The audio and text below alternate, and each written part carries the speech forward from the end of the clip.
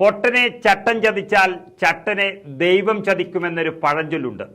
പഴക്കം ചെന്ന ചൊല്ലാണെങ്കിലും അതൊരു വിശ്വാസമായി കൊണ്ട് നടക്കുന്നതാണ് പലരെയും നേർവഴിക്ക് നടത്താറുള്ളത്. എന്നാൽ മാണി സാറിൻ്റെ മകൻ ജോസ്മോന് അത് മനസ്സിലാക്കാൻ അല്പം വൈകി.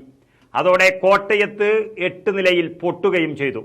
അങ്ങനെ കേരളത്തിൽ കേരള കോൺഗ്രസിൻ്റെ മാണി ഗ്രൂപ്പ് എന്ന പാർട്ടി ഇല്ലാതാകാൻ പോവുകയാണ്. ഒരു ജീവിതത്തിൽ മാണി സാറിനെ ഇത്രയധികം ദ്രോഹിച്ച CPM-നൊപ്പം ചങ്ങാത്തം കൂടാൻ പോയപ്പോൾ എല്ലാവരും പറഞ്ഞതാണ്, ഒരു ജില്ലാ പഞ്ചായത്തിൻ്റെ കാര്യത്തിലൊന്നും പിണങ്ങരുത്, തൻ്റെ പിതാവിനെ ഒരായുസ് മുഴുവൻ സംരക്ഷിച്ചു നിർത്തിയ കോൺഗ്രസിനെയും വലതുമുന്നണിയെയും വിട്ട് നിസാര കാര്യത്തിന് പോകരുതെന്നും പിണറായി വിജയന്റെ വാക്കും കേട്ട് കുഴിയിൽ പോയി ചാടരുതെന്നും പരമാവധി പറഞ്ഞു കൊടുത്തതാണ്. പക്ഷെ കേട്ടില്ല.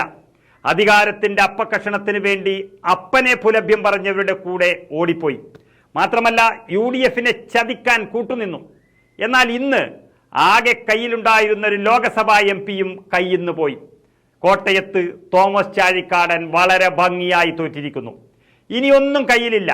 ഇടതുമുന്നണി പിടിച്ചു വച്ചിട്ടുള്ള രാജ്യസഭാ സീറ്റും ജോസ്മോന് കൊടുത്തില്ല എങ്കിൽ ആട്ടം നോക്കി കിടക്കേണ്ടി വരും ജോസ് കെ മാണിക്ക്. ഇന്ന് കോട്ടയം മണ്ഡലത്തിലെ പിറവം ടൗണിൽ കണ്ടതാണ് ജോസ് കെ മാണിയുടെ ഇന്നത്തെ യഥാർത്ഥ അവസ്ഥ വിളിച്ചു പറയുന്നത്. ഫ്രാൻസിസ് ജോർജ് വിജയിച്ചതിനാൽ പിറവം ബസ് സ്റ്റാൻഡിന് സമീപം തയ്യാറാക്കിയിട്ടുള്ള പന്തലിൽ 2000 പേർക്ക് പോത്തുകറിയും പിടിയും വിളമ്പിയിരിക്കുകയാണ് സ്വന്തം പാർട്ടി നേതാവ് ജിൽസ് പെരിയപ്പുറത്തിന്റെ നേതൃത്വത്തിൽ. ഇതിന് ചെലവാകുന്ന 3 ലക്ഷം രൂപയോളം പിരിച്ചെടുത്തു എന്നാണ് മാധ്യമങ്ങൾ പറയുന്നത്. ഇതൊരു പന്തയമല്ല, മറിച്ച് ഒരു രാഷ്ട്രീയ വേവിന്റെ കഥയാണ് ഈ പോത്തുകറിക്കും പിടിക്കും പിന്നിലുള്ളത് എന്നാണ് നാട്ടുകാർ പറയുന്നത്.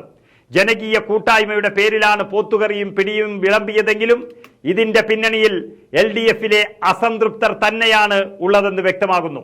ഫ്രാൻസിസ് ജോർജിന്റെ എതിരാളിയായ തോമസ് ചാഴിക്കാടന്റെ കേരള കോൺഗ്രസ് എമ്മിന്റെ നഗരസഭാ സ്റ്റാൻഡിംഗ് കമ്മിറ്റി ചെയർമാൻ ജിൽസ് പെരിയപ്പുറമാണ് കൂട്ടായ്മയുടെ മുന്നിലുള്ളത് എന്നതാണ് ഇതിൽ ചിന്തിപ്പിക്കുന്ന ഒരു കാര്യം. നഗരസഭാ ഭരണസമിതിയിൽ LDF-നൊപ്പം തുടരുമ്പോൾ തന്നെ നാളുകളായി UDF വേദികളും ജിൽസ് സജീവമാണെന്നാണ് പറയുന്നത്. കാരണം UDF വിട്ടുപോകാൻ കേരള കോൺഗ്രസിനാകില്ലെന്നും ജോസ് കെ മാണി ചെയ്തത് രാഷ്ട്രീയ മണ്ടത്തരമാണെന്നും ഓർമ്മിപ്പിക്കുകയാണ് ഈ മാണി ഗ്രൂപ്പ് നേതാവ്. വരും നാളുകളിൽ ഇത് കേരള കോൺഗ്രസിലെ പൊട്ടിത്തെറിയിലേക്ക് പോകുമെന്ന് ഉറപ്പിച്ചു കഴിഞ്ഞു. ജോസ് കെ മാണി ഇനിയും LDF-ൽ നിന്നുകൊണ്ട് തന്നെ ഇങ്ങനെ രാഷ്ട്രീയ ആത്മഹത്യ നടത്തുകയാണെങ്കിൽ ഒരു പ്രവർത്തകനും കൂടെ ഉണ്ടാകില്ല എന്നുള്ളതിന്റെ മുന്നറിയിപ്പാണ് ഈ തെരഞ്ഞെടുപ്പ് ഫലം വന്ന ഉടനെ പ്രവർത്തകരുടെ ഭാഗത്തു നിന്നും ഉണ്ടായിരിക്കുന്ന വികാരം.